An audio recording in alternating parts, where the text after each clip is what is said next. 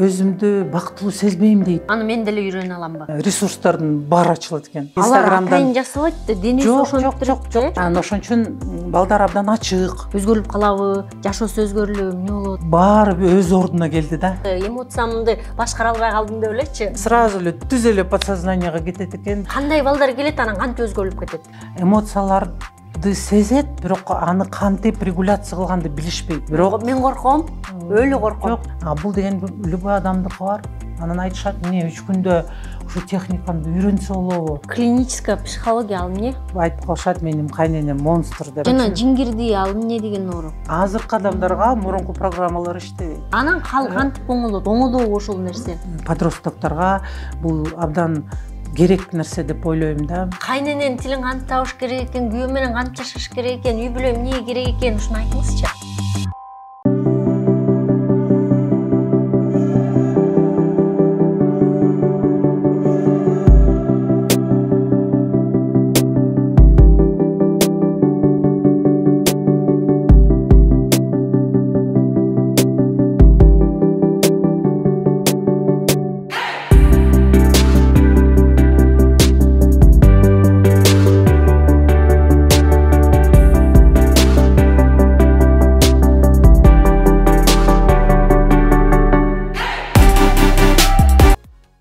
Саламатсыздар, урматтуу YouTube каналымдын көрүүчүлөрү. Бүгүн дагы аң сезимди иликтейбиз, жашообузга, өзүбүзгө, көңүлүбүзгө, көкүрөгүбүзгө сүңгүйбүз. Негизи психологияны жакшы изилдеп, ошо өзүңдүн психологияң жакшы казып, өзүңдү өзүң жакшы таанысаң, анан көп нерселер орундалат экен жашоодо. Анан жашоодо ордуңду таап экенсиң. Муну мен практика жүзүндө өзүмө байкап атам. Анан ошон үчүн силерге дагы түшүнүктүү болсун деп, мен билбеген дагы сонун темалар бар. Бүгүн дагы өзүм дагы кызыктармын. Бизде мейманда гипнотерапевт, психолог Раушан Акназарова. Саламатсызбы? Саламатчылык. Биринчиден, Назира, мен сизге чоң рахмат айтам. Бүгүн сиз бизди конокко ушул жакшынакай студияга чакырганыңарга. Анткени мен көп жылдан бери психологияда жүрүп, анан бир акыркы малдарда бир ойго келдим да, мектепте орусча окугам, институтта орусча бүткөм, анан көбүнчө орусча өткөрөм да, тренингтерди, консультацияларды. Анан бирок көп кыргыз тил сүйлөгөн адамдар келип калат. Анан ошондо аябай аракет кылам. Бирок башында дайыма айтам да, кечирип койгула, единицам жетпей калышы мүмкүн. Анан орусча кошуп кетсем же туура эмес сүйлөп койсом, кечирип койгула, анткени мен көбүнчө мындай өзүм сезим менен иштейм деп айтам да. Ошондуктан мен силерге дагы биздин күйөрмандар дагы айтарым, бир аз орус сөз кошуп кетсем кечирип койгула. Анан бирок чоң пландарым бар. Баягы жашың өткөн сайын бир аз намызданып, уялып калат экенсиң да, бир өз тилиңди билбесеңчи. Анан ошон үчүн эми профессионалдык жактан өз тилимди окуйн деп аракетим бар. Анан ошон үчүн көп кыргызстандыктарга жардам бергенге аракет кылам. Жакшы болмок. Раушан айым өзү профессионалдуу диплом алган психолог, көп жылдан бери, 20 жылдан ашон бул тармакта иштеп жүрөт. Анан бирок мындай орус тилдүү психологдор көп болгон үчүн биздин кыргыз тилдүү калк каяка барарын билишпейт да. Анткени кыргыз тилдүү таза мындай жатык тил менен, жөнөкөй тил менен, ай кыз ай, эмне момуну мондай тигиндей деп айтып бергендейчи, мындай жалпак тил. Айтып бергенде психолог жок болот да. Эми ошондой жалпак тил менен эле сүйлөп берем мен деле. Ошон үчүн жакшы болот да. Ошон үчүн сизге чоң рахмат. Дагы бир мага талчок болот да, ошо жакка унутуп калбай, эжеке, ошо жолго барыңыз деген талчок болду. Ошого чоң рахмат. Анан бүгүн айтарым, таанышып кетели, мен Раушан Акназарова, клинический психолог, гипнотерапевт. Анан практикующий психолог уже 25 жылдан бери. Анан бирок где-то ошо 25 жылдын ичинде 20 жыл мен только көбүнчө ан сезим жана подсознание менен кандай взаимодействияда жүрөт деп ошол менен иштеп жүрдүм да адамдар мененчи. И, по-моему, 3 жыл мурун мен өзүмдүн жеке запросум пайда болду. Анткени мен 3 позвоночный грыжам бар да. Анан уже медицина жактан жардам бере албай, өзүмдүн ресурсум түгөнүп, не кыларын билбей калганда, ошондо дене багытталган психологду издеп калдым да. Ошентип мен Константин Павлов менен таанышып калдым. Инстаграмдан эле таап таанышып калдым. Ал адам менин коллегам болот Москвадан. Өзүнүн жашына карабай, өзү абдан жаш деп эсептейм да. Анан бирок тамашалай берем. Сен жана год выпускың свежий, бирок пробегиң чоң депчи. Анткени өз баласы 7 жашта рак ооруга учурап калып, ошого айтат эми бир адамдар баягы психология 4 жыл окуса, мен 4 ай окудум. Психосоматикага 2 жыл окуса, мен 2 ай окудум. Анткени башка выход жок болчу депчи. Анан ошентип, анан мен бирок ойлойм, баягы Алам болсо, ал адамды өз миссиясына ушинтип алып келди, ушу жол менен деп. Анткени баласын азыр баласы уже ден соолугу бекем, жапжакшынакай бала, уже 10 жашта, охош титиреп кетти дедим ушуну айтканда. Анан ошол адам өзгөчө абдан интересный адам да. Анан өзү психолог, онкопсихолог, гипнотерапевт. Как раз ошо Кыргызстанга жаңы бир методду, жаңы психотехнологияны алып келген мал экен да. Мен ойлойм, баягы аламдагы бизди атайын бир адамдар менен жолуктурат экен деп ойлойм. Анткени ошол адам менен таанышып, өз личный, өзү жеке запросумду чечтим да. Ошо ПФАР терапияны окуп, анан окуп бүткүргөндөн кийин эле мага чогуу иштейли деп сунуштады. Анткени сиздин баягы көп жылдык опытыңар, анан сиз биякта местныйсыңар, анан сизди адамдар тааныйт, ишенет деп ошо сөзгө келдик да. Анан көп сеанстарды өткөрө баштадык, изилдедик. Анткени эми жаңы болор менен кандай болор экен, мүмкүн баягы биздин менталитетке туура эмес болобу деп изилдедик, аябайчы. Анан изилдеп көп результат алгандан кийин Константин Бишкекте исцеление осознанием деген борборду ачты. Центр исцеления сознанием современных психотехнологий дегенчи. Анан бул мага эң кызыктуу менин турмушумдун жолу деп эсептейм да, ушул 2 жылдан бери.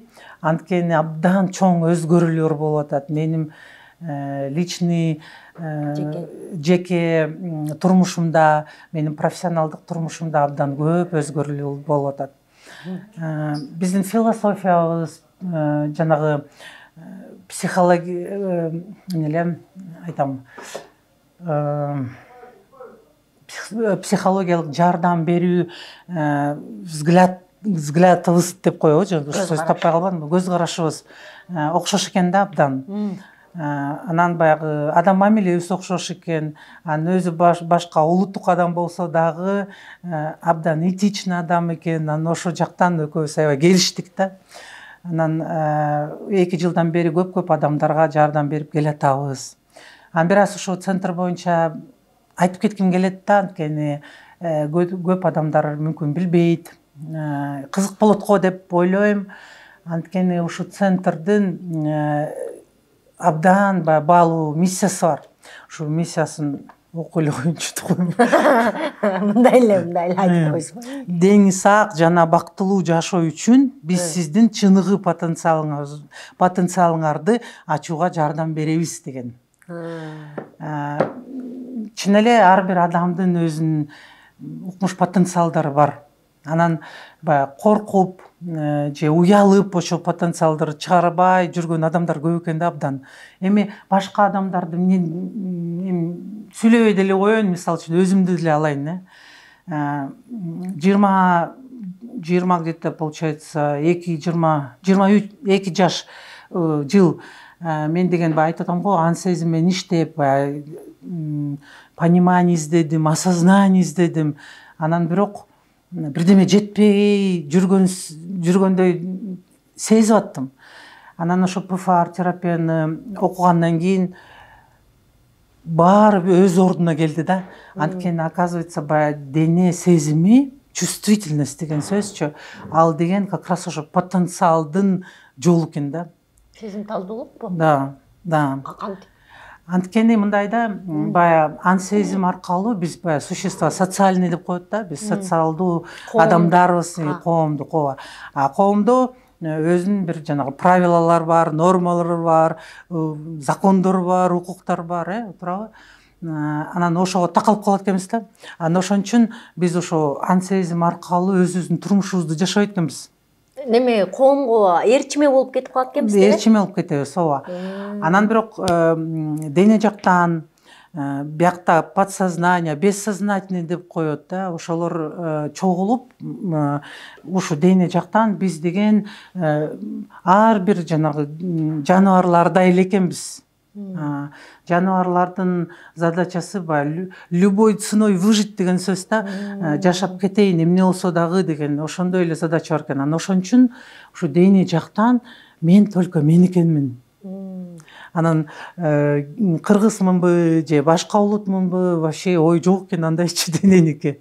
Просто адам экенбиз да, просто баягы жаныбарларга окшош эле экенбиз да. Анан ошон үчүн ушул жерде көп ресурстар бар экен. Анткени ар бир адам өзү үчүн ушул жерден билет экен. Ушул жер менен сотрудничество болуп, бири-бирин түшүнгөн болсо. Ушул жер дегенде көкүрөкпү, мындай ички туюмубуз, сезимибиз, а? Жок, мен кошом да, баягы подсознание менен бессознательный. Подсознание, анан жанагы жана интуитивный знание деп коет го, интуициялык билим деп, ошо чогулгандан кийин подсознание, бул деген подсознаниени нельзя же пощупать, тие албайсың, кармай албайсың, туурабы? А бирок дене ощутимо, туурабы? Подсознание денебизде жашайт. Анан мен ошону чогултуп айтып атам да, чогуу. Анан ошо чогуу деген биздин потенциалдын баарын ачат экен. Ушуну түшүнүп, чогуу бир жолго чыгып, бүт биздин жана потребность, желаниялар сезилип калгандан кийин ресурстардын баары ачылат экен. Андан башка биз, оказывается, биздин эми ар ким ар кандай айтат, бирөө алам дейт, бирөө Кудай дейт, эми кандай болсо мейли, бирок ошо бир энергетика менен ушу только ушу жерден байланыш экенбиз. Анан ушу жер менен сотрудничество болуп калгандан кийин бүт ресурстар жөн эле ачылып эле кетет экен. Ошого абдан таң калдым, ушу жол аркылуу. Анан жанагы адепт деп коет го, ушу методдун адепти болуп калдым. Адептүү? Жок, адепт, поклонник. Адепт. Поклонник. Күйөрманы. Күйөрманы болуп калдым. И ушу 2 жылдан бери Константин экөөбүз, биздин командабыз ушу жол менен баратабыз. Көп тренинг өткөрөбүз. Анан окутуу программаларды өткөрөбүз, мастер-класс, сеанстарды азыр ушул боюнча кичине бир аз мындай подробныйраак айтып берем. Которуп койдум да, подробныйраак деп. Кененирээк айтып берем. Ар бир өткөргөн программабыз Российский Федерациянын эми государственный образец документ беребиз да. Ошол деген баалуу деп ойлойм. Анткени бул деле мына жөнөкөй эле. Силерди окугандарга сертификат берилеби, э? Сертификаттан башка удостоверение, документ беребиз да. Саатка карата. Мисалы үчүн сааты көбүрөөк болсо диплом болот. Саат азыраак болсо удостоверение болот, ошондой да. Аны мен деле үйрөнө аламбы? Конечно. Бул негизи бул практиканы любой адам үйрөнсө болот. Анткени бул бизге баягы туаса берилген знанияларда. Эмнеге? мисал үчүн айтып атам го, бул дене аркалуу биз жөнөкөй бир айвандарга окшош экенбиз деп атпаймынбы, любой айванга. Анан мисал үчүн кичинекей балдар, алардын ан сезими анча еще не развита, анан алар ушул подсознание менен телесный бессознательный менен жашашат экен да. Анан ошон үчүн балдар абдан ачык, өзүнө чындык да, аябай ыйласа ыйлайт, кыйкыргысы келсе кыйкырат, мисал үчүн таарынса ыйлайт, анан чё-то до конца чыга элек, эмне кылсам гана деп анан жерге жыгылып тим эле денеси менен чыга алат, тепкилейт, титирейт, туурабы. Анан ал да жетпесе чуркап барып тиштеп алат, анан акырында күлкүм келет дайыма, анан эми точно азыр акыркы болот деп түкүрө коет да, ар кандай болот, туурабы. Анан бала өзү үчүн абдан чындык менен жашайт. И любой жанагы айвандар деле ошондой да. Все свои эмоцияларын бүт чыгарат. Өзүнө мындай бияка вытеснять деген. Кой эл эмне дейт деп жашабайт да айван, жаныбарлар, Эч качан. Кандай болсо ошондой тажрыйбасы мындай немесинде табигый кандай болсо ошондой көрсөтө берет. Ооба. Анан ошондой бизде денебизде ушунун баарын жана эмоциялар, бул деген жөн эле заряд да, заряд деп ачып учуп чыккан заряддар да. Анан ушул заряддар денебизде калып калбасын деп ошол кичинекей балдар же жанагы айвандар айтып атам го, алар ан сезим менен ойлонуп, ой эл эмне дейт деп ойлобой аны чыгарат, тыштайт да. Анан мисал үчүн баягы уже взрослый адамдар аны чыгара албай, эл эмне дейт элдерди карап, баягы этический нормаларын карап, өзүнүн воспитаниясын карап, мындай чыгып баратат, уже эмоциялы чыгып баратса, мына азыр атылып кетет деп ошого дайын болуп турса, анан бияктан ой келет да. Кой. Анан биз бияка кайра түртүп коебуз. Түртүп койгондо дене кысылып калат экен. Кысылып калып, анан, конечно, сөөктөр кысылбайт, тарамыштар кысылат экен. Кысылып калгандан кийин мышцаларчы кысылат экен. Анан ошолор блок болуп калат экен. Спазмалар. Спазм, блок болуп калат экен. Анан ошол блоктор өмүр бою чогулуп келе берет экен, биз аны унутуп деле калат экенбиз. Анан бирок ошонун жанагы концентрациясы канча көп болуп кетсе, ошончо адам мындай слабый болуп калат экен да, или ранимый болуп калат экен. Ошол малда ар бир айткан сөзү сразу эле баягы эмоциясына тиет экен, триггер болот экен, ыйлагысы келет экен, баягы кыйкыргысы келет экен, агрессиясын чыгаргысы келет экен да. Анан ошон үчүн жанагы концентрациясы толуп калат экен. Жана ПФАР терапиянын ушунусу абдан баалуу да. Мен тамашалап айта берем биздин клиенттергечи, бул деген клининг деп. Тазалоо, Да, тазалоо. Келип туруп баягы ким чачты, ким ушуну сага ушу блокту пайда кылды деп сурабай эле баарын эле тазалаганга аракет экен да. Анан ошон үчүн ПФАР терапия бул биз үчүн абдан жакшы, биздин айрыкча биздин менталитет үчүн абдан кызыктуу техника экен да. Ушу техниканы айтып кетерим, мындай да 3 баалуу позициялар бар. Биринчи бул деген техника без слов деп коет, то есть сөзү жок техника да. Биздин кыргыз адамдарга, айрыкча аял заттарга вообще укмуш да. Сүйлөбөй эле анан акырындан чыгарып койсо. Туурабы? Анткени көбүнчөлөр баягы уялып, айта албай, ошон үчүн баягы кыйналып жүргөн адамдар көп.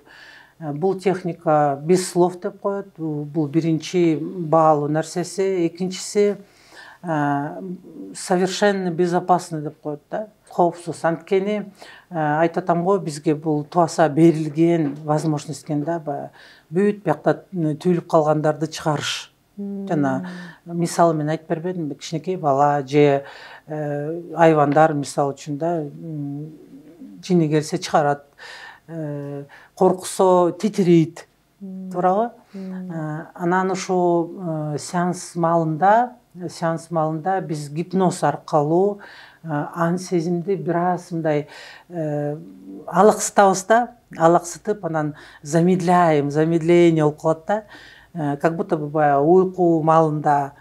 Анан ошо ан сезим замедление болуп калгандан кийин дененин активности күчтүүрөөк болуп калат экен. Анан ошол моментте ушуну тыштап баштайт да. Анан биздин сеанстарда элдер ыйлайт, кыкырат, титирешет. Анан видеолорду көрүп, Инстаграмдан атайын жасабайт да, денеси ошентип турат. Жок. Ооба.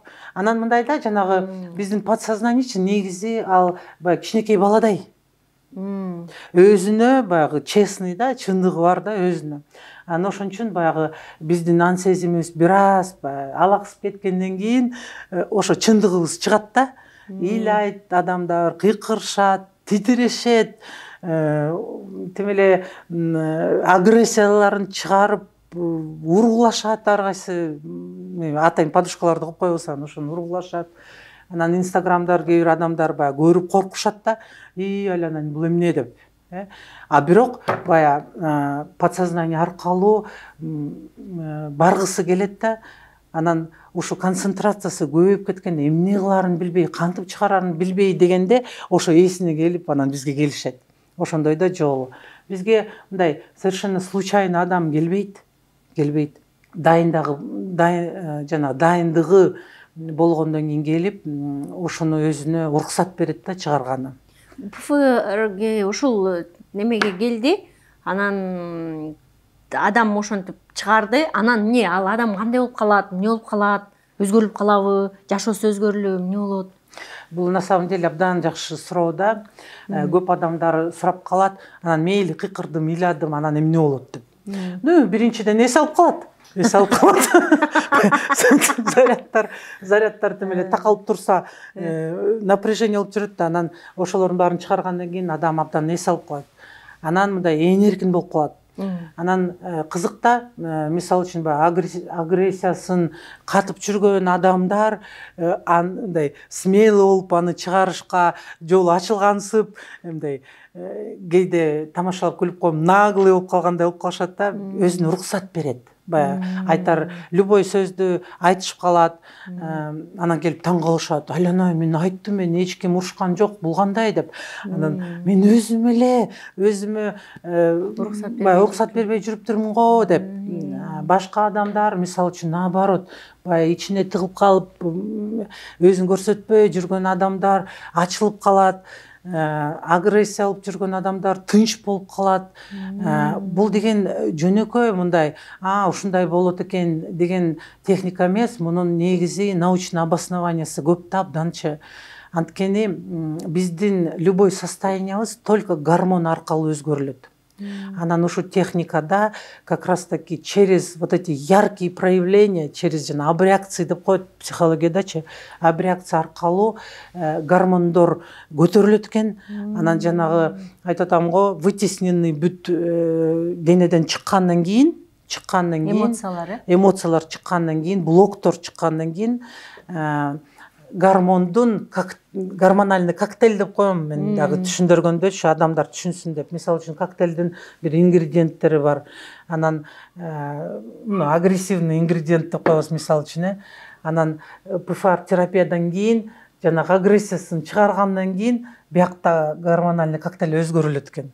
Мисалы үчүн нормада 2 кортизолго 5-6 положительный гормон келиш керек да, там эндорфин, дофамин, окситоцин, башка гормондорунда баланс болот экен да. Эмне үчүн бул деле болуш керек, муну менен киши бактылуу жашайт экен, жанагы положительный гормондор менен. А жанагы кортизол, если бир мындай сложный ситуацияга учурап калса, анда аны деле көтөрүп кеткендей возможность берет экен да, ошон үчүн 2-ге 5 экен да, мындай нормада. Если киши ар кандай психоэмоциональный травмага учурап калса, анда жана кортизол көбөйүп кетет да. Кортизол көбөйүп кеткенде анда 2ден башка көбүрөөк болуп кетет да. Анда 5 кортизолго 2 эле положительный гормон болот да. Анан ошон үчүн адам деген баягы настроениясы жок, алы жок, ресурсу жок болуп калат экен. Анан ошо ПФР терапия аркылуу ушуну алмашкандан кийин жана кортизолду тыштагандан кийин кайра анын ордуна положительный гормон келип настроениясы өзгөрүлөт экен да. Ошон үчүн бул жөнөкөй баягы мындай оюн техника эмес, абдан терең техника. Анан үчүнчү баалуу ушу техниканын баалуу нерсеси бул деген глубокое взаимодействие с подсознанием через тело. Анткени подсознание менен ар бир психологдор негизи иштейт. Бирок академический жөнөкөй психологдор, баягы сөз менен сүйлөгөн психологдор баш аркылуу кирет экен. Телесно ориентированный психологдор дене аркылуу кирет экен. Бирок мен айтам го, мен тиги жактамын дагы, бул жактамын дагы, эки жакта. Анан мен ушу менин компетенциям мага бир осознание келди да, оказывается, дене аркылуу жөнөкөй экен, анан абдан очень быстро экен, бат экен. Эмнеге? Анткени айтатам го, биякта бир философия, бир сөздөрдү же бир ойлорду баштасак, сомнение чыгат экен, анан жанагы коркунуч чыгат экен, анан эл эмне дейт деген чыгат экен, анан ошого такалат экен да. А денеде ал жок да. Сразу эле түз эле подсознанияга кетет экен, түз эле денеге кетет экен. Анан жанагы блок ал деген жана айтатам го, тармыштагы блок, жанагы психоэмоциональный причина менен мындай объединяться этип чогулуп, гештальты жабылат экен. Ошондой да. Ошон үчүн бул абдан терең техника. Бул техниканы биз не только сеанс аркылуу өткөрөбүз, любой адамдарга. Биз терапевтический тренинг бар. Ал терапевтический тренинг перезагрузка ПФР лайт деп коебуз. Анан айтатам го, аяка кыргыз тилдүү адамдар деле келет, орус тилдүү адамдар, башка даже өлкөдөн келген адамдар келсе деле түшүнөт. Анткени айтатам го, подсознаниянын тили ал деген сезим. Чувствительность. Бул деген любой адамдыкы бар. Анан айтышат, эмне 3 күндө ушу техниканы үйрөнсө болобу, саморегуляция, самогипнозду үйрөнсө болобу деп таң калып сурашат да. Мен айтам, конечно, ар бир адам, у кого есть душа, чувство, тело, үйрөнсө болот деп. Ушулардын окуучуларыңар мага келип элеп, мисалы ПФР жасап берейинби деп беришет. Анан мен да коптоном да, бул жактан үйрөнүп эле ушинте береби депчи. Ошон үчүн жанагы ПФР лайт деген окутуу программасы. Анда биз терапиясын да кылабыз, и ошо техника самогипноз, ПФР терапияны тааныштырып, өзүнө колдонуп, жакын семьясына колдонгонго, жардам бергенге үйрөтөбүз да. Ошо абдан жакшы ар бир адамга возможность деп эсептейм да. Кенеде балдар деле бара береби же подростоктор, өспүрүмдөр канча жаштан канча жашка чейин уруксаат буга? Негизи ПФР 7 жаштан рекомендация бар да. Бирок жанагы кичине 0 жаштан 7 жашка чейин аны өз энеси кылса болот, баласына. Анткени байланыш бар да. А так негизи где-то 7 жаштан өйдө. Анан бирок жакшы бир жаңылык бар. Ушу каникул маалында 4-5 ноябрда биз подростковый ПФР лайт обучающий программаны өткөрөйүн деп атабыз. 12 жаштан 17 жашка чейин. Эмнеге мен ойлойм, бул абдан баалуу деп ойлойм. Анткени мындайда бул жанагы возрастной задачалар абдан мындай негизи оор да, өспүрүмдөргө оор. Эмоцияларды сезет, бирок аны кантип регуляция кылганды билишпейт. Ошондой, ооба.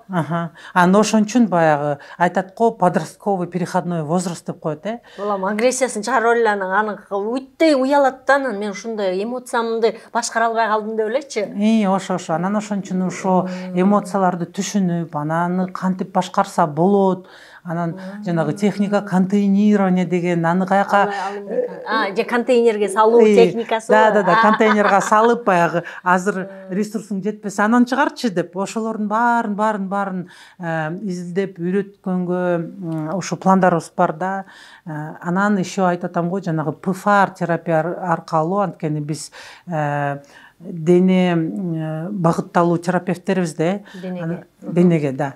Анан ошону да үйрөткүбүз келет да, подростокторго бул абдан керек нерсе деп ойлойм да. Анткени биз уже жанагы взрослый группаларга уже подростокторду кошуп уже жанагы эмне деп коет эле пробный экспериментти кылып көрдүк. Жана биздин клиенттердин балдары же биздин терапевттердин балдары келип анан абдан тим эле мурун эле кылсак болмок экен. Кандай балдар келет, анан кантип өзгөрүлүп кетет? Мисал үчүн акыркы ПФАРда 5 подросток келди да, 5 подросток келди. Анан ар кандай экен. Бирөөсү абдан ачык, баягы чындык мындай ачык кыз экен. Бир бала тим эле 14 эле экен, анан бирок аябай бир чалда экен да. Анан алар менен сүйлөшүп, диагностика кылып эметип баштагандан кийин түшүнүп калат экенсиң. Мисалы үчүн ал баланын атасы жок экен, анан атасынын ордун ээлеп калганга аракет да. Анан ошон үчүн абдан серьезно болуп калат. Анан аны менен катышып сүйлөшүп баштасаң, өзүмдү бактылуу сезбейм дейт. Эмнеге? Элестетсең 14 жашта бала өзүн мындай эркин сезбейт экен да, өзүн бактылуу сезбейт экен. Анткени өз ордун албай, атасынын жанагы улуу адамдын ордун алып калып атпайбы. Бала боло албай атат. Бала боло албай, ооба, туура. Анан ошон үчүн айтып атам, ар кандай историялар бар. Анан ошолордун баарын диагностика аркылуу изилдеп, ар бирине өз жардамын бергенге аракетпиз. Анан ошон үчүн 4-5 ноябрда ошондой подростковый ПФАРларды өткөргөнгө биздин абдан чоң стремлениябыз, желаниябыз бар.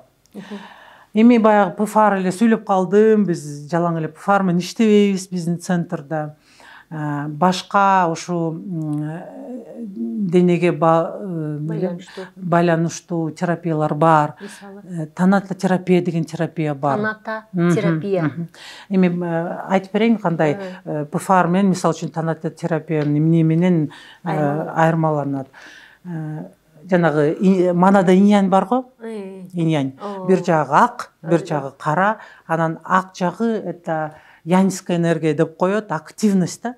Анан ПФАР бул заряд боюнча да, жанагы айтып атам го, эмоцияларды тыштап, заряддарды тыштаган активность да. Анан ошон үчүн ал деген ак фасолинка экен да. Анан карасаңар, жанагы ак фасолинканын ортосунда кичинекей кара точкасы бар экен, туурабы? Анан жана активность тыштагандан кийин тиякта внутренний тишина пайда болот экен. Башка техникалар, танатотерапия техникалар, алар деген жана иньский энергия да, инь-янь деп коет го, иньский энергия. Ал деген биз ар кандай телесный воздействие менен внутренний тишинага келтиребиз. Да, вот прям погружаем внутреннюю тишину. Анан ошонун ичинде, жанагы каранын ичинде ак точка бар, туурабы? Внутренняя активность ачылат экен. Андан башка гипнотерапия, ал деген эми эң укмуш техникада, элдер аны коркушат, бирок мен корком, өлү корком. Жок, мен уктап туруп анан бирдемке кылсам. Ал кандай болот гипнотерапия? Эми ал деген мындай да, жанагы цыганский гипноз деп коет. Анда жанагы цыгандарчы, алардын өзүнүн желание манипулировать, бирдеме алып алайын адамдан, бирдемесин урдап алайын деген баягы аракети бар да. Анан биз бирок биз терапевтсиз го. Биздин негизги задачабыз адамга жардам берүү. Анан психотерапия, гипнотерапиянын баалуу нерсеси эмне? Бул деген баягы биздин мышлениядагы программалар, уже эскирип калган программалар, мышлениябыздагы жана установкаларды өзгөртүү. канча сөз менен сүйлөсөк ал дегенде мен сага деп өзгөрүлбөйт экен. Анан ошон үчүн гипнотерапия аркылуу ошол установкаларга, программаларга учурап, анан аларды жок кылып, алардын ордуна жаңы установканы коюшка ошондой задача да. Анан негизи, конечно, баягы методы классической, академической психологии аларды да колдонобуз абдан көп. И ошонун баарын кошкондон кийин биздин центрда бүт терапевттер комплексный подход менен иштейбиз. 3 баягы сезимдин 3 деңгээлинде да. Сознание, подсознание, бессознательное. Анан айтып атканга, именно в этом наша ценность деп айтабыз да. Анткени көбүнчө же бияктан иштейт, же бияктан иштейт туурабы. А биз үчөөнүн тең бирдей кылып иштейбиз, бирок адамды карап, анын жеке запросуна карап, ошо диагностика аркылуу индивидуальный жеке программасын түзөбүз. Кээ бирлерге сознание, ан сезимден киребиз, кээ бирлерге денеден киребиз. В зависимости от состояния дегендей. Мына денеден да түшүнбөгөндөргө киресиңер да или кандай? Жок, кандай. Абдан жакшы суроо болду. 12 жетпегендерге. Жок. Андай эмес. Айтып атам го, концентрациясы көп. Мисалы үчүн мага эмеге консультацияга бир аял же бир жаш кыз келет, анан отуруп сүйлөйүн десең эле ыйлайт, сүйлөйүн десең эле титирейт. Анан мен түшүнөм да, бул менен азыр сүйлөшүш мүмкүн эмес деп. Анан давай алтыным жат дейм да, анан кеттик.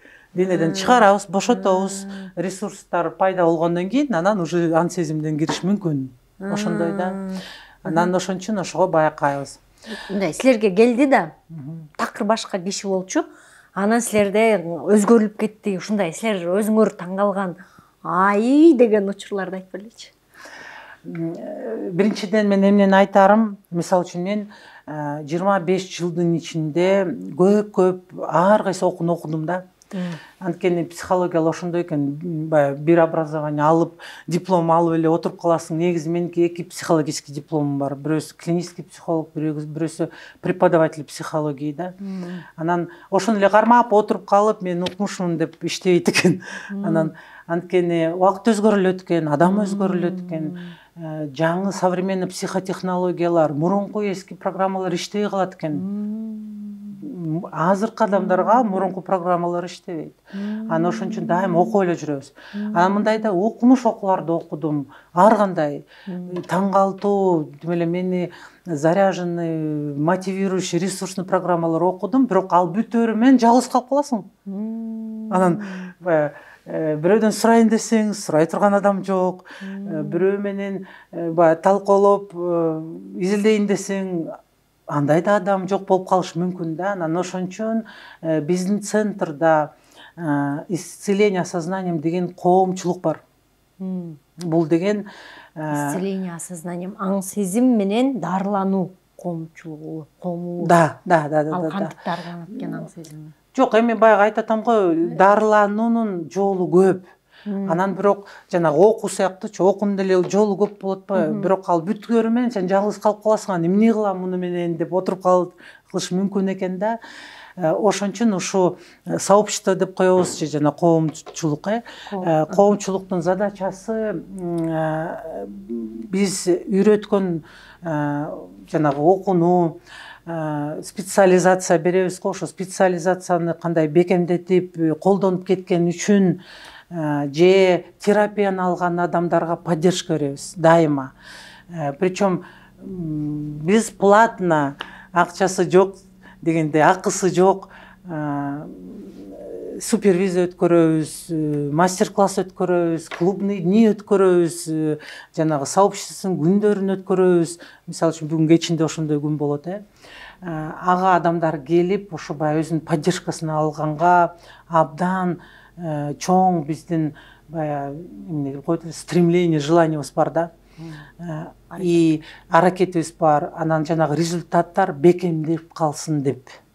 Анткени айтам го, ар бир адам терапиясын алат экен, же бир окууну окуп, анан бирок адаптацияга аны колдонуп кеткенге бир убакыт керек экен. Анан ошол убакытта же аны жоготуп, же кайра артка кетип калышы мүмкүн экен. Түшүнүктүүбү? Кайра эски немесине келип алат экен да, калыбына. Да, анан ошон үчүн жанагы биздин коомчулдук ошо поддержка үчүн пландаштырып ошону создали, да, чтобы это было для поддержки. Демек адам мындай келип эле сыйкыр түрүндө эле бир минуткенде эле өзгөрүлбөйт, аны поддержка менен аракет кылып улантыш керек экен да. Улантып турабыз да, улантып турабыз. Анан ошондой жакшы биздин эмебиз бар. Анан мен тамашалай берем, кээ бирде көп бияка заграничный, импортный специалисттер келет экен, коллегалар келет экен, анан цирк уехала, клоуны остались депчи. Анан ошон үчүн биз деген ошону кой.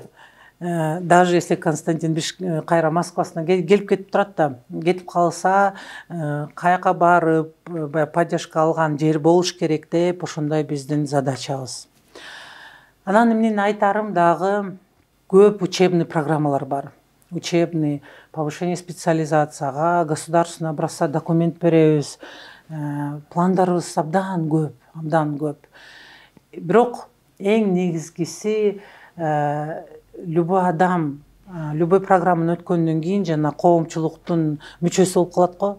Мүчөсү болуп калгандан кийин ошо жерге келгиси келе берет. Анткени аякта орусча айткандай безоценочное принятие, душевное, с теплом, добром деген принятие бар да, поддержка бар.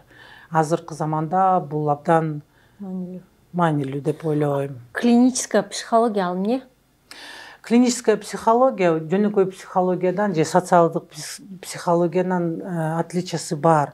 Клиническая психология баягы люди с диагнозом дейт го, мындай уже клинический диагноз менен медицинский психология деп койсо болот.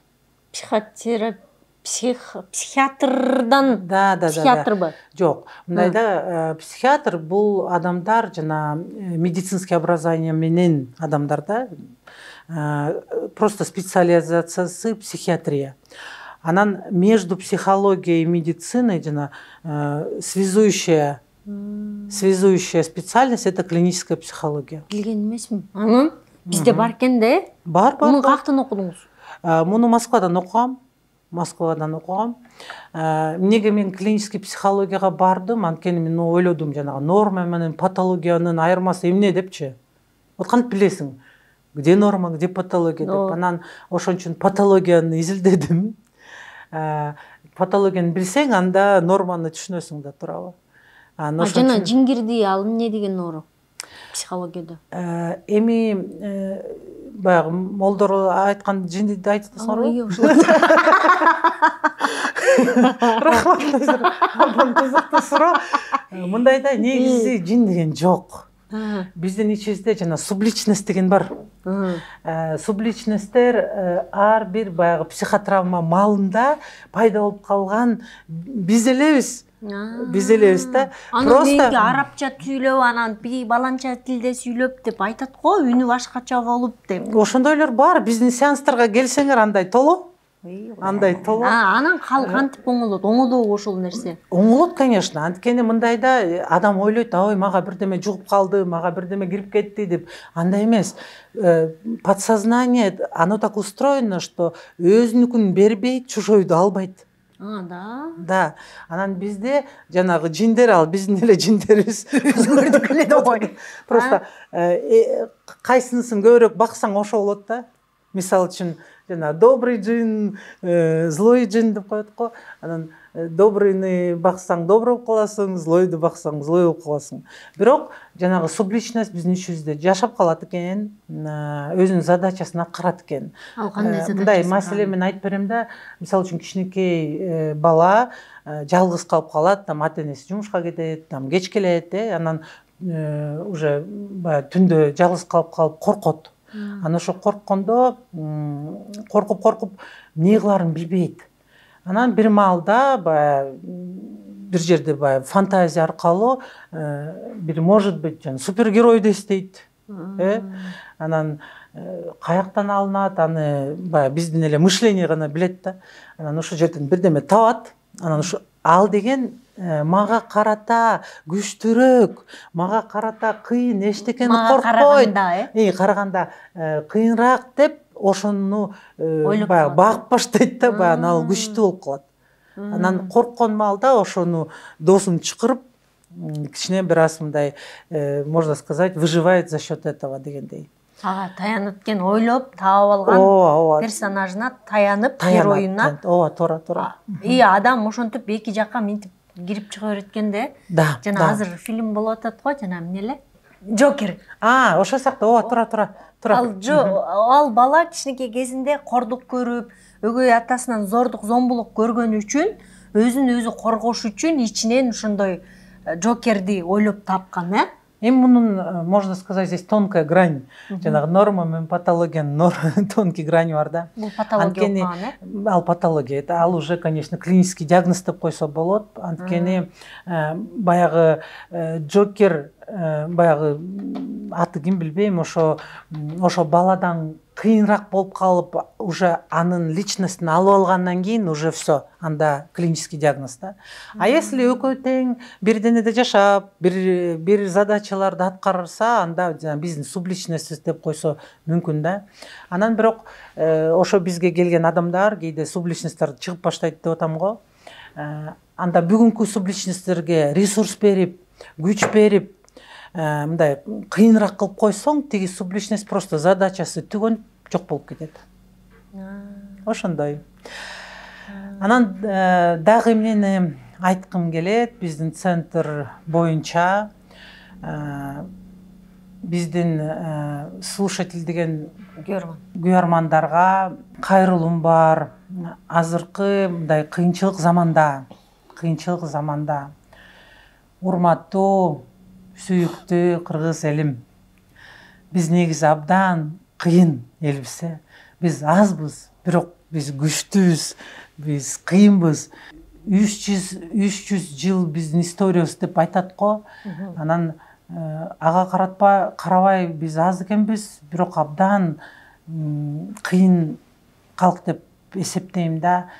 Анан мен айтарым, баарыбыз каалайбыз жакшынакай Кыргызстанда жашап кетсек, бактылуу Кыргызстанда жашап кетсек. Анан бирок бул өзгөчөрүлөр ар бир адамдан башталат деп ишенем да. Өзгөрүүлөр ар бир адамдан башталат. Да. Анан ар бир адам өзгөрсө, семьясы башка өзгөрүлөт.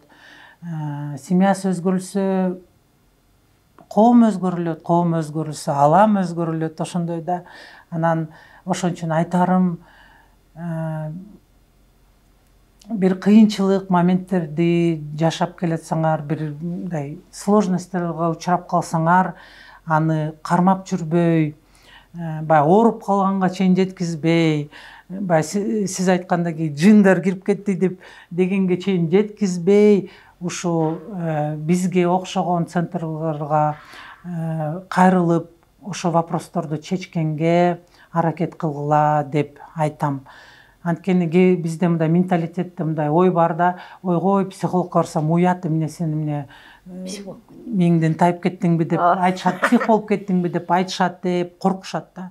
Бирок азыркы заманда мен ойлойм, эң жакшы адамдар түшүнүп башташты, айырмасы бар экен психиатр менен психологдун деп келип башташты. Анан өзүнүн бактылуу турмушуна аракет кылганга биз чын жүрөк менен, ачык адамдык, жылуулук менен аракеттин баарын кылабыз. Эже, анан дагы бир темага кыска токтолуп кетели дедик эле, күйөөсү, аялы темасы. Бизде үй бүлө сакталыш керек деп кечке коңгуроо кагып атпайбызбы? Үй бүлө эмне керек экен? Сиз 25 жыл күйөөңүз менен жашадыңызбы? 36. 36 жыл бир эркек менен кантип жашаш керек экен? Мен айтып кетерим, 36 жыл чогуу турабыз. Анан мен 18 жашта болчумун турмушка чыкканда. Анан 30 жыл кайны кайнатам менен бир үйдө жашадым. Ошондой супер келинчак деп ойлойм. Ал кайненен тилин кантип табыш керек экен, күйөө менен кантип жашаш керек экен, үй бүлө эмне керек экен, ушуну айтыңызчы. мен ойлойм негизи баягы мен мындай авторский программам бар да, азбука счастливых отношений деп коем. Анан жанагы эмне коет эле, бактылуу отношениянын, бактылуу мамиленин азбука эмне эле? Немеси. Алипеси. Алипеси. Анан ошодо ошо бактылуу мамиленин 3 жолу бар.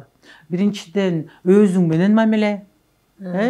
Если ошону тактап, изилдеп, бекем кылып, анан ошо ресурс менен сыртка чыксаң, анда экинчиси алам менен деп коем. Алам менен мамиле экен. Аламда ким бар? Мейли башка адамдар болсун, ата-энең бар, балдарың бар, кайын журтуң бар, ошо башка адамдар деп коем да. Анан үчүнчүсү баягы противоположный пол менен, эркектер менен. И оказывается, мен семейный терапевтмин, бул дагы бир менин специализациям. Оказывается, баягы бул деген жөн эле баягы сезгендей болбойт экен. Бир определенный правила, закондор, бир психология аркылуу окуу бар экен да. Анан ошо билимдерди, ошо тренингтерди берем адамдарга. Абдан көп маселелерди чечебиз. Сиздин суроого жооп берсем, мындайда адам жалгыз жашай албайт экен. Жанагы инь-янь сыяктуу эркек менен аял толукталып туруш керек экен да. Да. Бири-бири менен. Бири-бири менен. Анан ошон үчүн биз бири-бирибизге абдан керекпиз. Бири-бирибиз друг без друга жашай албайт экенбиз. Анан бирок ошо жашоодо өзүбүздү түшүнүп, анан өзүбүздүн задачабызды түшүнүш керек экен да. Эң негизги кыска айтсам, эркектин задачасы социальный реализация деп койсо, баягы Коомдо өзүнүн ордун табуу экен. Өзүнүн ордун табуу, жана семьяга, жана фамилиясын эми атасы берет да, туурабы? Анан фамилиясын кантип берет? Баягы ошо өзүнө окшогон адамдардын арасынан атын чыгарып, туурабы? Ошондойт экен, ушундай задачасы бар экен. Анан эркек киши деген ал баягы эмени, үй бүлөнү создавать этет экен. Анан жанагы квартира же үй деп коет, жанагы гнездо деп коет го, ошону создавать этет экен, уяны. Аял ошонун ичин энергия менен толуктап, ошону алып кетет экен да. Задача женщины — это эмоциональное наполнение. Эмоционалдык жактан толуктайт экенбиз. Толуктайт, ооба. Анан ар бир аял же эркек адам ошо өз задачасын түшүнсө, анда баары мамиледе ордуна турат экен. Мен эмоциялык жактан кантип толукташым керек эркегимди? Эркегиңизди? Эркек адамга эмне берет экен? Эркек аялга коопсуздук берет экен. Ошо задачасы экен да. Анткени биз кээде айтабыз го, мага машина керек, мага үй керек, мага тиги керек, мага акча керек деп. Анан бирок анын артында коопсуздук экен. Эркек коопсуздук берсе эле жанагылардын баары аялга второстепенный болуп калат экен. Анда аял өзүнүн жана безопасность, коопсузчулук сезсе, аял жылуулук берет экен, мээримин төгөт экен. Ошондой обмен экен да, сүйүү берет экен. Аял деген баягы эмоциялары, айтып атам го, наполнение кылып, ошондой задачалары тууса берилет экен, мээримдүү. Анан ошон үчүн мындай взаимодействиеде определенный правила бар экен да, жанагы мамиледе. Эркек коопсуздук берсе, аял деген обязательно жооп берет экен. Жылуулук менен, сүйүү менен. Ошондой. Немечи, кайнене темасы аябай актуалдуу да биздечи деме. Кайненелер кээде ушунчалык баласын аябай жакшы көрүп, баласы чоңоюп, уядан учуш керек болсо деле кое бербей, келиндеринен кызганып, ушинткен учурлар болот экен да. Ал эмнеден улам антип калат? Кайнене менен апа менен уулдун мамилеси кандай болуш керек? Келинди кантип кабыл алыш керек? Же келин ордун кантип билиш керек деген темалар бар. Эми бул деген абдан чоң тема, бирок мен мындай мисал менен кыскача айтып берейин. законы, вселенские законы иерархии деген бар. Иерархия деген кыргызча эмне деп коет? Иерархия деп коет. Иерархия деп коет. Иерархия, да, иерархия деп коет. Анан иерархия деген негизи порядок экен да, порядок. Анан ошо бул деген баягы биздин роль үчүн эмес, энергия аркылуу түшүндүрсө болот да. Анда азыр баары ордуна туруп калат сиздин вопросуңузда дагы. Мындай да, оказывается, ким эртерээк төрөлсө, ошо деген иерархия боюнча, энергия боюнча мындай бийигирээк болот экен да. Анан энергия ылдыйдан өйдө акпайт экен. Только үстүдөн ылдый түшөт экен энергиячы.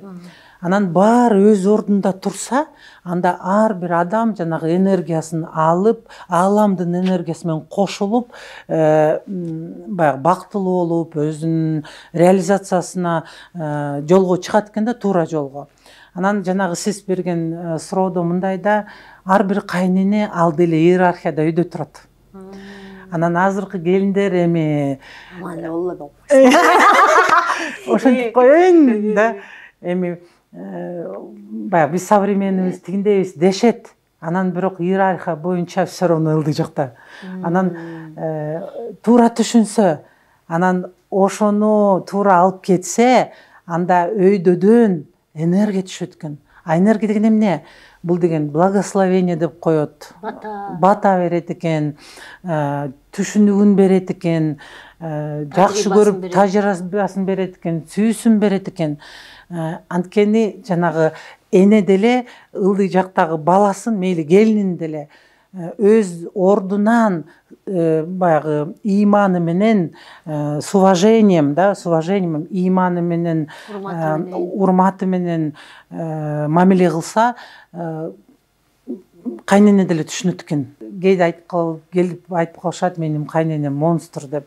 Анан мен тамашалап айтам, эми баарыбыз, оказывается, бул турмушта өзүбүздүн сабагыбызды өтөт экенбиз.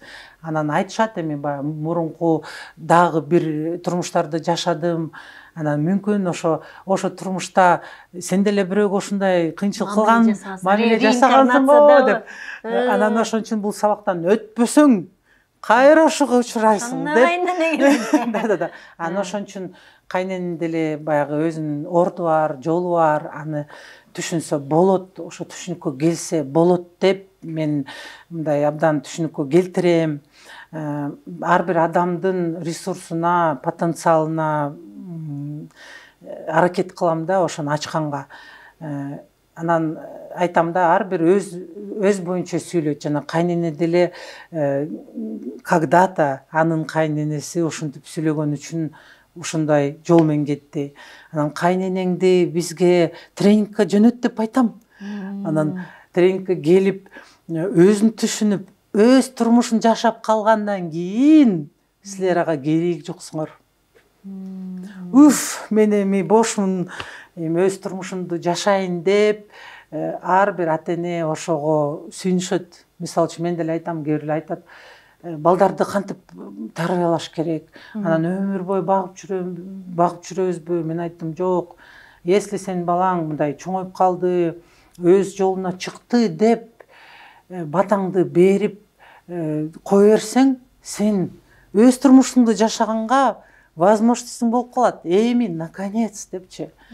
Ошон үчүн айтып атам, очень интересная тема, бирок кайнене деле, ал деле бирөөнүн баласы, өз ордун алып, жанагы иерархияда өз ордун алып жүргөн адам, ошонун баарын түшүнүп, ошондой мамиле кылса, баары ордуна турат деп ишенем. Мен негизи айтарым, көп американский образование алгам, российский образование алгам, бирок ошо бүт образованияларды биздин менталитетке адаптация кылып, менталитетти с уважением карап, ошентип колдоном да. Анан күйөөлөр келип айтат, сиз менин аялымды эмнеге үйрөтөсүз деп. Анан мени карачы дейм, мен 36 жыл семьяда, бактылуу семьяда жашап келатам. Мен сүйөм, мени сүйөт. Ал деген чоң жумуш. Ошого үйрөтөм. Долгосрочный мамилеге, долгосрочный отношенияга кантип түшсө болот. Анткени меники деле баягы мен ошондой төрөлгөн эмесмин да, туурабы? Мен ошол жолго келдим, изилдедим, окудум, анан ошого келдим. 5 баланын апасымын, 6 неберенин пока тайнесимин. Андай ушундай чоң баягы турмуш мектебим бар да, помноженный на профессиональную компетенцию деп койсо болот. Сүйүү неме бат эле сүйүү бат эле өтүп кетет, андан кийин жөн эле сый урмат калат дешет да. Күйөөсү менен аялы өмүр бою сүйүшсө болот бекен?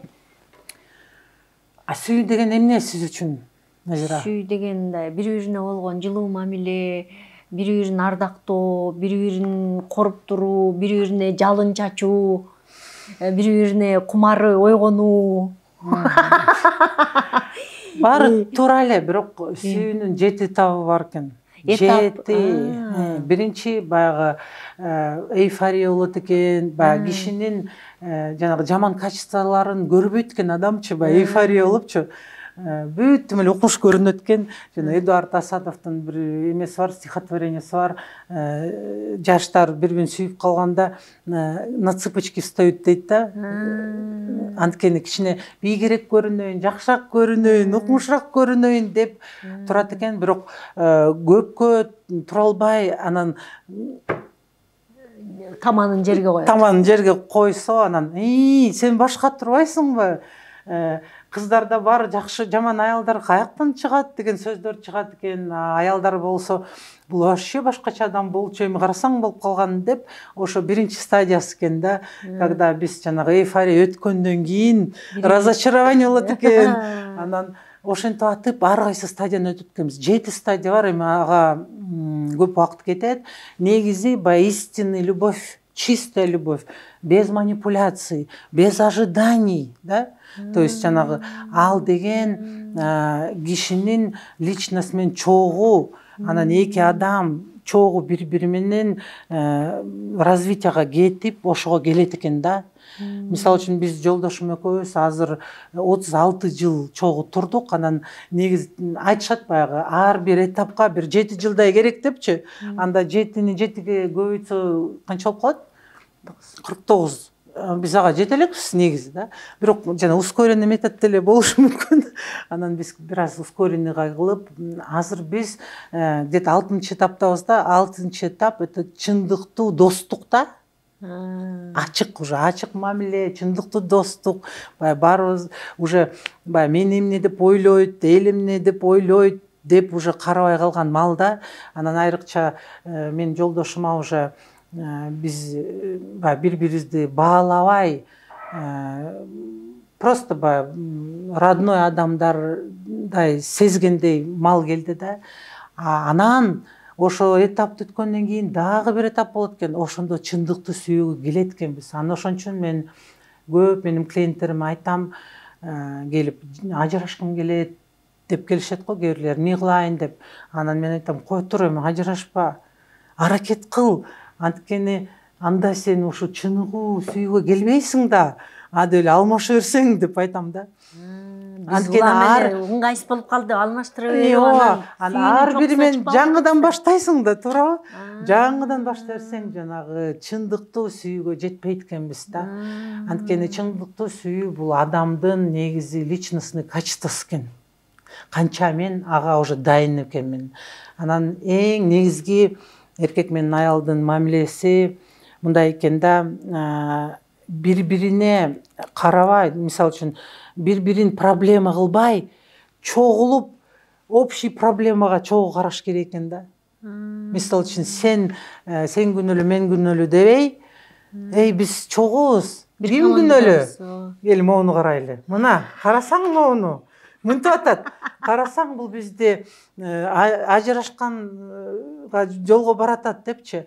Анан проблеманы чыгарып, ошо проблеманы чечиш керек. Бири-бирибизге мындай претензия кылбай, проблеманы чечиш керек да. Бул деген оңой эмес, бирок мүмкүн. Буга ар бир адамдын аракети керек. Анан мен дайыма айтам, нужно быть хозяевами своей судьбы деп. То есть биздин турмушубуздун кожоюну болуш керекпиз. Бул менин турмушум болсо, анда мен ошо кожоюн болгонго бүт аракетти кылыш керекмин. Если мен баягы бактылуу үй бүлө кургум келсе, анда мен ушуга эмнени кылыш керекмин? Башкадан күтпөй, мен эмне кылыш керекмин деп ошону ойлонуш керек экен да ар бир адам. Неме, балдарыбыз бактылуу болуш үчүн, жашоодо ордун табыш үчүн, ийгиликтүү болуш үчүн биз кандай ата-эне бололу? Эми менин улуу кызым уже 36 жашта, 35 жашта. Классташтай көрүп атам го. 55 жаштамын. 55 жаштамын. Анан улуу кызым 36 жашта, анан 35-36-га кетти. Экинчиси 33, анан 25, анан еще мен жаш энемин. 12, анан 11 жаштагы сонун балдарыңыз бар. Ооба. Сонун балдарым бар. Анан айтам да, мындай, оказывается, ата-эне болуп төрөлбөйт экенбиз. Так же, как и баягы муж, жена болуп деле төрөлбөйт экенбиз. Рядом башка адамдардын жанында мы становимся, болот экенбиз да. Анан мен деле эне болуп төрөлгөн жокмун. Анан ар бир балам менен ушу компетенцияны алып аттым. Анан жанагы улуу эки кызымды жаш кезимде төрөдүм да, негизи алар мен чоңойдум деп эсептейм. Анан абдан мындай досчулук мамиледе. Анан кээде бир кызык болуп калам, таза эле мени баягы дос аркылуу көрүп калышат. Анан токто, мен сенин энеңмин десем, ой, мама, поздно деп коюшат. Илгери ойлонсоң болмок деп. Мен андай билген жокмун да десем, күлүшөт да. Анан бирок абдан жылуу мамиле да, жакшы. Но бирок оказывается, менин энелик статусум, сезимим ал деле баягы мени сыйлап, ордумду билген желанием бар экен да. Анан аны деген могу младший балдарым менен, кичинекей балдарым менен аны эми ошо жолдо өтүп атам, башкача уже ойлойм, накта материнство, накта родительствоны биз жолдошум экөөбүз эми жашап келатабыз, ушу майда балдарыбыз менен жана иерархияны баарын билимдерибизди колдонуп дебеймби. Анан ошон үчүн мен ар кандай энемин, мындай да. Бирок мен негизги билгеним, жакында бир интернетте бир эмне деп коет эле, метафораны окудум да. Анан мындай да, эне кызына айтат экен: кызым, мен сенин турмушуңду жашай албайм. Сенин жолуңду баса албайм. Сенин желанияңарды аткара албайм. Бирок мен сага дайыма эшик менен жардам берем депчи. Анан кыз: ал кандай эшик менен жардам берем? Өзүңдү кандай сезсең, кандай кыйынчылык болсо дагы мен сага дайыма эшигиңди ачып берем. Эшикти ачканда сага тамагыңды берем, жылуу төшөктү берем, энелик мээримиңди берем деп айтат экен да. Анан негизи бул абдан туура. Эми биз балдарыбызды жакшы көрбөсөк, ким жакшы көрөт? Анан ошон үчүн биз балдарыбызды баягы кандай болсо дагы чыныгы сүйүү менен сүйүш керек экенбиз. Негизи бул баягы это мое продолжение деп, анан андан башка балдар деген ак барак, жанагы чистый лист, ак барактай төрөлөт экен да. Анан болсо биз ошо ак баракка анын историясын жазат экенбиз да. Кандай жашаш керек, кандай болуш керек деп. Анан ошон үчүн ал бала деген бул жолду таңдабаптыр. Бул жолду биз ал балага бата берип жазып аткан историябыз экен да. Анан ошон үчүн ушул жоопкерчилик менен аны түшүнүп, дайыма эмне болсо дагы, кандай болсо дагы мындай мээримдүү, жылуу поддержка кылыш керек экенбиз. Анан жанагы иерархия боюнча өйдөдөн мындай энергия берип туруш керек экенбиз деп ошону жөн гана билем. батабызды беребиз, тилегибизди беребиз, бала өз жолун өзү жашаш керек дегенди айткыңыз келип атат, Ооба. Барагына, анан ак барагына биз мынтип чиймелеп бербешибиз керек, Жок, башка выбор жок. Баланын ан сезими еще пока не развита. Ошон үчүн биз жазабыз да баягы билгендей. Билгендей жаза беребиз. Бирок биз баягы аракет менен жазабыз, с любовью жазабыз, бирок что умеем дегендей. Анан ар бир адам уже чоңойгондон кийин ошондо өзүнүн выборуна келет экен. Жанагы историясын карайт экен, анан айтат экен деп бул туура эмес, бул мага жакпайт деп ошондо выборго келет экен. Анан ошондо деле мен айтам, эми ата энең аракети менен, сүйүү менен аны жазган как умеет. Поблагодари деп. Жардам. Ата энеге көп таарыныч боло берет го адамдардачы. Абдан көп. Ага да бир объяснение бар да. Анан поблагодари своих родителей, что они написали как умели деп. Как могли. Сүйүү менен. Поблагодари. Благодарить эткен сайын батаң аласың. Анан ошо батаны алып алып, уже психолог менен ошо историяңды корректировать этип, изилдеп, жаңы историяны жазса болот экен да. И это уже твой выбор деп айтабыз. Жанагы сиз айткандай, эме деп атпайсызбы? Ата энеге көп таарынат деп. Эмнеге балдар ата энеге көп таарынат? Анткени орусча айтканда об родителей мы ударяемся безопасно дейт. Анткени ата эне деген кандай биз эмне кылсак дагы бизди кечирет экен. Анан от нас не отказываются, эч качан баш тартып кетип калбайт да. Сен балам эмессиң дебейт да. Антпейт эч качан. Баягы жини келип эле айтып коюп болсо, так негизи эч качан антпейт экен. А башка адамдар мүмкүн. Ошон үчүн именно ата эне аркылуу биз жанагы безопасно ударяться этип ошону үйрөнөт экенбиз. Уверенность алат экенбиз ошо адамдардын жанында. Жылуулук, баягы мээримдик, чындыкты, истинная любовь дегенде ошонун баарын ата эненин жанында үйрөнөт экенбиз. Ошон үчүн ар бирибиз биздин балдарыбызга ошондой мээримдүү, сүйүктүү, жылуу адам болуш керек экенбиз да. Жанагы метафорада мен сага эшик менен жардам берем дегендей, эмне кылса дагы эшикти ачып, ошол моментте поддержка берип, тамагын берип, жылуулугуңду берип, анда бала жанагы өзүнүн коопсуздугун сезет экен. Канча бала коопсуздукту сезсе, ошончо энерген болот экен, ошончо потенциалын ачат экен, реализациясы чын болот экен. Мен айтып атам го, уже 2 чоң кызым бар, ал биздин Кыргыз элге, СНГга таанылган дизайнерлар, Саркевич дизайн групп деген уже мындай айтарым да, результативный биздин балдарыбыз бар да. Анан ошо аркылуу мен айтарым, балдарга ишениш керек экен, поддержка бериш керек экен, сүйүү бериш керек экен. Анда ошо балдар эчтекени коркпой, көп мындай деңгээлге жетишет экен да. Ошондой. Сон аябай жакшы, дагы көп суроолорду эзип кайра берип келип атат. Программабыз соңуна чыгып калды. Биздин YouTube каналдын көрөрмандары, көрүүчүлөрү өз пикирлериңерди комментарийге жазып, өз оюңарды билдирсеңиздер болот. Биздин ар бир ушундай эмнеге көп психологдорду чакыра берем, эмнеге ушундай коуч мотиваторлорду жана башкаларды чакыра берем. Анткени мындай ар кимибиз өзүбүздү тааный баштасак, аменчи деп өзүбүздү мындай карай баштасак, жеке эле башкалардын турмушун эмес, өзүңдүн турмушуңду, бүт аң сезимди, көңүлдү өзүбүзгө бурсак, турмушка кожоюн болсо, ооба, анан өзүбүздүн ааламыбыздан башка ааламдар ачылат экен да. Анан өзүбүздү оңдосок эле, анан коомго сонун салым кошкон болот экенбиз.